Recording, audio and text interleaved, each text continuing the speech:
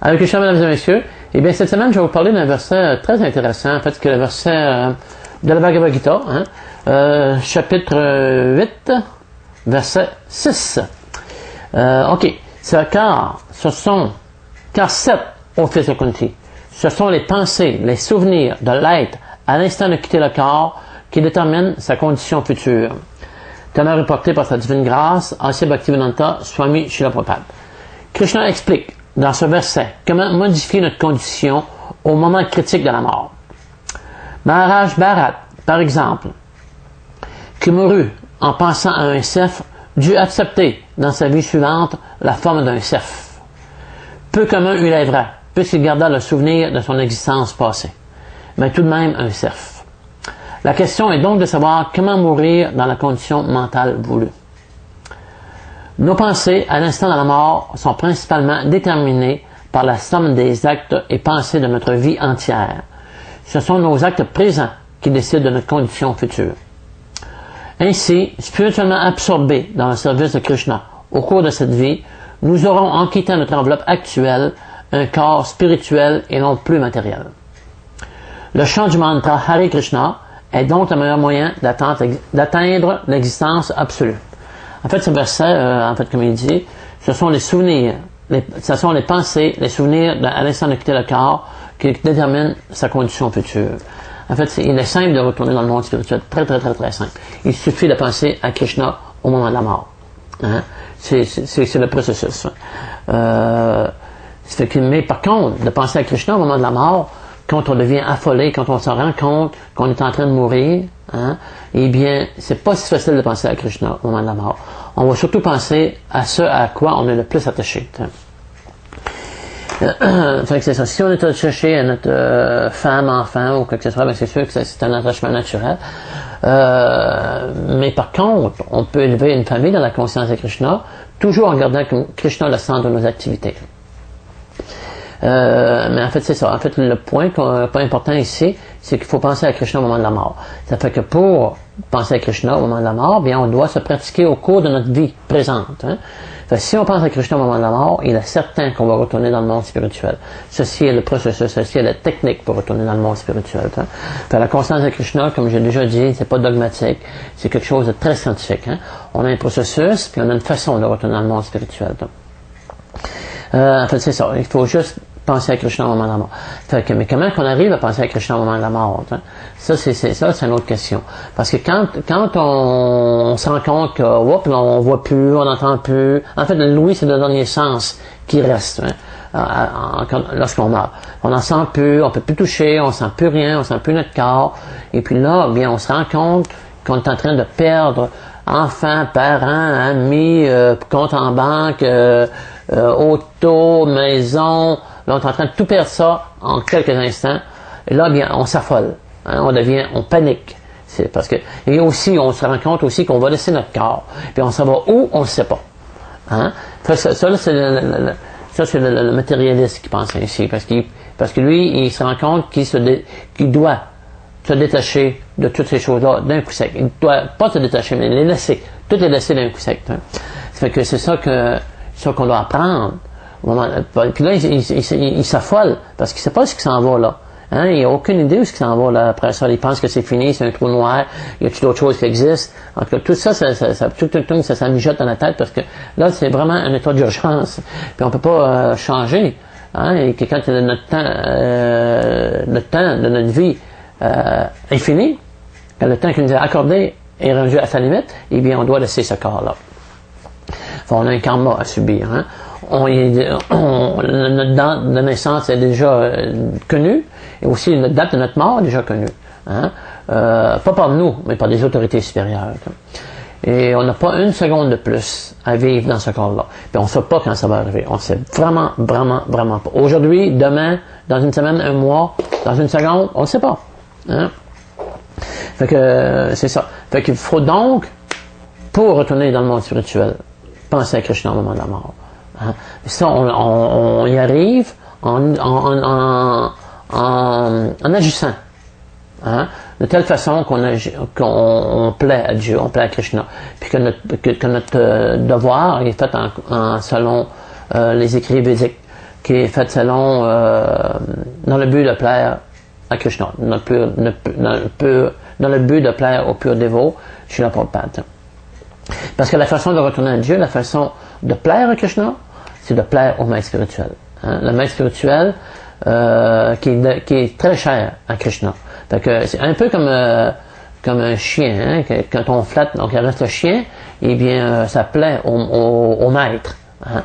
Fait que si on plaît au maître spirituel, eh bien on plaît automatiquement à Krishna. Ça c'est la clé du succès pour retourner à Dieu. Hein? Et puis en fait, c'est sûr, il faut chanter à Krishna pour se purifier notre conscience, pour constamment penser à Krishna, pas avoir aucune autre pensée que de penser à Krishna. Mais en fait, les gens vont dire, bon, c'est ennuyant de penser à Dieu, c'est pas juste ça à faire, penser à Dieu, constamment penser à Krishna, mais en fait, Krishna, il y a plein d'activités. Hein, plein d'activités, plus que dans le monde matériel. Le monde spirituel, c'est pas un endroit qui est vide, là. C'est un endroit qui est plein d'activités, il y a plein de variétés, plus que dans le monde matériel. Hein. En fait, le monde matériel, c'est une réflexion du monde spirituel. Hein. Tout ce qui existe dans le monde matériel existe aussi dans le monde spirituel, mais d'une façon beaucoup plus pure. Où que tout est centré sur Dieu, tout est centré sur Krishna. Krishna est le centre de toutes nos activités dans le monde spirituel. Fait que même dans le monde matériel aussi, Krishna va devenir le centre de nos activités. Il faut juste purifier notre conscience. Reprendre notre conscience que nous avons laissée il y a des millions et des millions de vies. Hein? C'est ça que la conscience de Krishna propose.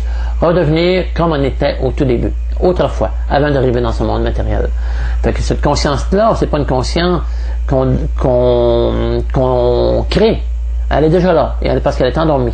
Elle est endormie. Fait que on doit juste la réveiller. Hein? Comme par exemple quelqu'un qui dort dans la nuit. En fait, il va entendre. Hein, disons qu'il y a un feu dans une maison, puis on veut réveiller la personne, mais on va y crier. Puis il va entendre notre bruit, notre appel. Fait qu'on parle par l'oreille, il peut être réveillé. Fait que la même chose dans la conscience de Krishna. On va réveiller la conscience endormie d'une personne par l'oreille, par l'écoute du Mahamantra Hare Krishna, Krishna, Krishna, Hare Hare, Hare Rama, Hare Rama, Rama Rama, Hare. Présentement, on est dans un rêve. Hein? En fait, comme toutes nos vies antérieures, on les a oubliés, on les a complètement oubliés.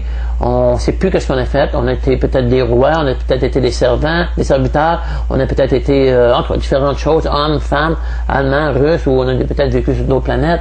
On a été quelque chose d'autre, mais ça on l'a oublié. Tu sais, c'est comme un rêve. C'est un rêve, on l'a oublié. Ça veut donc dire que dans notre vie aussi future, on va avoir un autre rôle à jouer. Hein? On va peut-être être un Allemand, ou peut-être être je sais pas, un travailleur quelconque, travailler dans peu importe le métier, mais en fait quand on va être dans notre prochaine vie, on va oublier celle dans laquelle on est présentement. Ça veut dire que maintenant on est dans un rêve, on rêve. Hein? En fait c'est ça. En fait on n'est pas dans notre vrai endroit, dans notre vraie place, comme un poisson hors de l'eau. On n'est pas si confortable que ça présentement dans ce monde ici. Là. On doit se fuir de différentes façons. On n'est pas dans notre vrai état naturel, si on peut dire. En fait, c'est ça que la conscience de Krishna réveille cette conscience. Et quand on a réacquéri cette conscience, eh bien là, c'est là qu'on peut retourner dans le monde spirituel, c'est là qu'on peut retourner à Krishna. Parce qu'on ne peut pas vivre dans le monde spirituel sans avoir cette conscience. Hein? En fait, on doit premièrement comprendre qu'on est un serviteur de Krishna, qu'on est un serviteur de Dieu. Fait que donc, il faut se pratiquer dans cette vie même. En fait, ici, il donné l'exemple de Maharaj Bharat. Lui, il s'était retiré. Il était un grand roi. Il s'est retiré dans une forêt pour pouvoir progresser spirituellement. Mais un bon jour, il a aperçu une biche, en fait, une mère cerf qui avait peur d'un lion. Il avait peur du rugissement d'un lion. Et elle a perdu son petit bébé. Hein? Fait que le roi Bharat, il a été chercher le petit bébé et il a commencé à en prendre soin. On dit que la mère est morte pas longtemps après. Fait qu'il l'a amené avec lui. Fait qu'il a commencé à en prendre soin. il a commencé à donner à manger, tout de suite. Il a commencé tranquillement à devenir attaché à cet animal. Et pendant ses méditations, il offrait de l'encens à Krishna, il regardait partout ce qui était son petit cerf. Il pensait, puis avec le temps, de plus en plus, il pensait à son petit cerf. Et puis il savait qu'il s'éloignait de Krishna. Il s'en rendait compte, mais il était plus capable de s'en empêcher. Et là, il offrait, comme je disais, il offrait de l'encens ou quelque chose à Krishna, puis il regardait, ce qui est mon petit cerf, là, qu'est-ce qu'il fait, qu'est-ce qu'il mange. Puis un bon jour, le petit cerf, il a disparu. Et puis là, le roi, Bharat, il est devenu très dérangé par la non-présence de son petit cerf. Il a commencé à chercher, il a cherché partout. Là, il pensait à toutes sortes de souvenirs qu'il avait avec son cerf. Il se rappelait que des fois, il repoussait son cerf parce que, pour différentes raisons, il y avait de la peine, il causait de la peine. Différentes choses. Puis là, il pensait à son cerf, puis où est-ce qu'il est mon petit cerf, où est-ce qu'il est, il cherchait partout. Et puis tout en cherchant, le jour est tombé, et il est tombé dans un gros trou. Et il est mort en tombant dans ce trou-là. Et son petit cerf est apparu tout de suite après. Et puis là, ça veut dire qu'il cherchait son petit cerf, puis il avait constamment ça dans la tête. Donc, dans sa prochaine vie, il a pris un corps de cerf, lui aussi. Là. Mais Krishna lui a donné quand même, par contre, une chance. Parce qu'il était un dévot très avancé spirituellement. Krishna a bien dit, il s'est fait rappeler sa vie antérieure, sa vie de Maharaj Bharat, qui était celui qui voulait retourner à Dieu, qui s'est retiré dans une forêt. Fait que Krishna lui a donné une autre chance. Il a vécu dans ce corps de petit cerf-là, mais toujours en gardant comme en esprit qu'il fallait qu'il retourne à Dieu. Et à la mort de son corps de cerf, eh bien là, il a pris un autre corps, un corps d'être humain, et il s'est rappelé aussi, en fait, il a pu se consacrer à la vie spirituelle entièrement et retourner à Krishna au moment de la mort. Parce que là, c'était vraiment bien pratiqué. En fait, c'est ça, la chance nous a donné, nous aussi, de retourner à Krishna. Ne pensez pas que c'est ce qui est dit dans les Écritures, que c'est quelque chose d'inventé, là. C'est vraiment, il existe un autre monde. Un autre monde, en dehors de ce monde matériel. Tout le monde se pose des questions. Tout le monde se pose des questions. Qu'est-ce que je fais ici? Où est-ce que je vais en vers? Pourquoi que je suis venu ici? Il y a sûrement une raison. Pourquoi que j'existe? Pourquoi toutes ces choses-là? En fait, les réponses sont dans les Écritures, dans le Bhagavad Gita, Srimad Bhagavatam. Toutes les réponses sont dans ces livres-là. En fait, c'est ça. Ce monde existe. Tout le monde cherche le bonheur aussi. Tout le monde cherche le bonheur. On a essayé des différentes choses dans ce monde matériel. On n'a jamais vraiment été satisfait. Le plus grand des bonheurs dans le monde matériel, c'est le sexe. En fait, c'est ça. Mais par contre, le sexe atteint une apogée. À un moment donné, on fait l'amour de différentes façons, on fait le sexe de différentes façons, mais ça donne jamais la satisfaction. On a différents autres plaisirs, mais on n'est jamais vraiment satisfait. On recherche encore. Si on recherche encore le plaisir, même après toutes ces choses-là, ça veut dire qu'on n'a pas trouvé le plaisir. On n'a vraiment pas trouvé le plaisir, parce qu'on cherche continuellement. La chose qu'on va arrêter de chercher, c'est parce qu'on va l'avoir trouvé. En fait, c'est ça. En fait, le vrai bonheur, le vrai plaisir qu'on recherche, c'est avec Dieu, c'est avec Dieu, la personne suprême, avec Krishna. Où là, on va développer une relation avec Krishna. On va le servir, on va avoir un échange entre Krishna et nous. Et ça va être, on va vivre continuellement dans un état vraiment de bonheur, de joie. En fait, et là, on n'aura plus à chercher qui est où est-ce qu'il y a le bonheur, parce qu'on va l'avoir trouvé. Et puis ce bonheur-là dans le monde spirituel, en fait, le bonheur dans la vie spirituelle, parce qu'on peut être heureux aussi, très heureux dans le monde matériel, dans le corps qu'on a présentement, si on garde Krishna le centre de nos activités. En fait, c'est ça. En fait, il faut apprendre qui on est vraiment, d'où on vient, et Krishna le donne dans la Bhagavad Gita. En fait, la Bhagavad Gita, c'est vraiment quelque chose de vraiment intéressant. C'est un dialogue entre Krishna et Arjuna sur le champ de bataille de Kurukshetra. Krishna devait tuer ses fils, petits-fils et sa parenté. Et bien sûr que si on avait à tuer nos petits-fils, je crois qu'on serait vraiment troublé. Fait que Arjuna était vraiment troublé aussi. Fait que Krishna, il explique qu'on est différent de ce corps. Il explique dans la Bhagavad Gita. Ça, c'est vraiment intéressant comme livre. Il explique dans la Bhagavad Gita qu'on est différent de ce corps matériel. On n'est pas ce corps. Ça là, c'est vraiment pas nous. On n'a rien. Ça, c'est un corps emprunté. Hein? On a vu au cours de notre vie, en fait, au verset 2, 13, au chapitre 2, au verset 13, il dit, voyons à l'instant de la mort, l'âme prend un nouveau corps, aussi naturellement qu'elle est passée dans l'enfance, à la jeunesse, puis à la vieillesse. Le changement ne trouve pas qui a conscience de sa nature spirituelle. En fait, c'est ça. En fait, c'est ça qu'on apprend. Qu'on a eu différents corps, on a passé par différents corps, mais qu'on a toujours resté la même personne à l'intérieur. Donc, on est différent de ce corps matériel. En fait, celui qui connaît vraiment la vie spirituelle n'est pas effrayé par la mort. Hein? La mort ne le dérange pas. Pourquoi? Parce qu'il sait qu'il retourne à Dieu. Il sait qu'il est éternel. Hein? Il s'identifie plus à ce corps-là. En fait, ce corps-là, comme je disais tout à l'heure, on peut avoir un corps d'allemand, québécois, russe, français, anglais. C'est toutes des désignations matérielles. Hein? On n'est même pas ni homme ni femme. En fait, on est autre chose que cette désignation de corps, du corps. On est une âme spirituelle. Et l'âme spirituelle, elle dit qu'elle est éternelle. Donc, on est des personnes éternelles. Fait que c'est ça. En fait, juste pour résumer un petit peu, ce que je viens de dire, c'est que pour penser à Krishna au moment de la mort, hein, on doit se pratiquer au cours de notre vie. Puis c'est simple, c'est très simple de se pratiquer au cours de notre vie. On a juste à chanter Hare Krishna. Hare Krishna, Hare Krishna, Krishna Krishna, Hare Hare. Hare Rama, Hare Rama, Rama Rama, Hare Hare. En fait, un dévot de Krishna fait une vie simple et de haute pensée. Hein? Nous, on fait une vie simple, on n'a pas une vie compliquée. On peut vivre très simplement, une petite place pour vivre, c'est tout, avec un minimum d'argent. On n'a pas aucune ambition matérielle. En fait, on apprend à vivre simplement, mais par contre, à cultiver des pensées intérieures. Hein? En fait, c'est ça qui nous est donné. On a environ 70 livres. Notre maître spirituel a écrit environ 70 livres. Donc, on a de quoi méditer sur Krishna. C'est ça. En fait, quand on lit un livre, on médite sur Krishna. C'est un service aussi à faire à Krishna. Quand on chante à Krishna, c'est aussi un service à Krishna. Parce qu'on demande à Krishna, on glorifie les noms de Dieu quand on chante Hare Krishna. Le mantra, hein, Krishna, Rama et Hare. En fait, on glorifie les noms de Dieu. Hein? Qui n'aime pas entendre son nom? Dès qu'on entend notre nom, hein, dès que on entend, après Krita, Gilles, peu importe le nom, on se retourne tout de suite.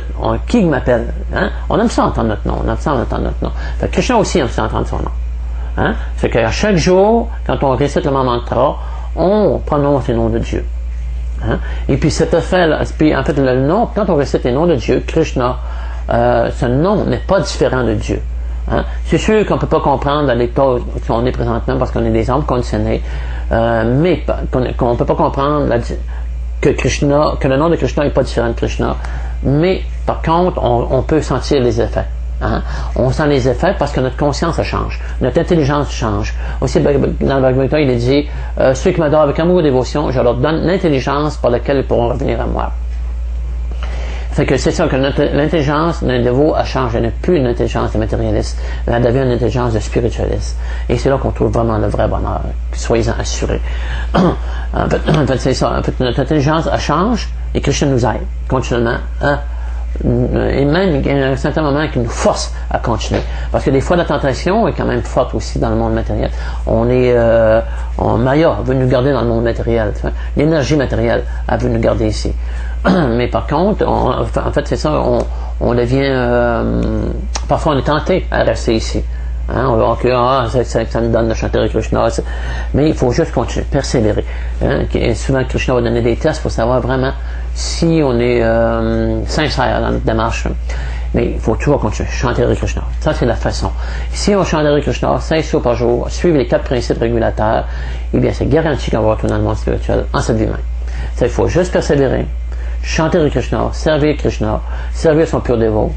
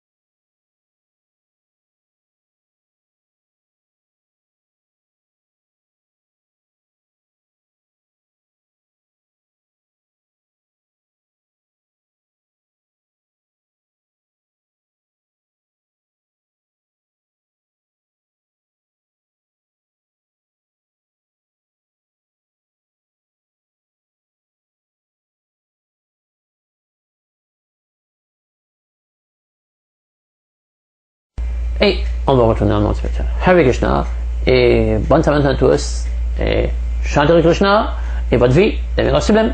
Hare Krishna.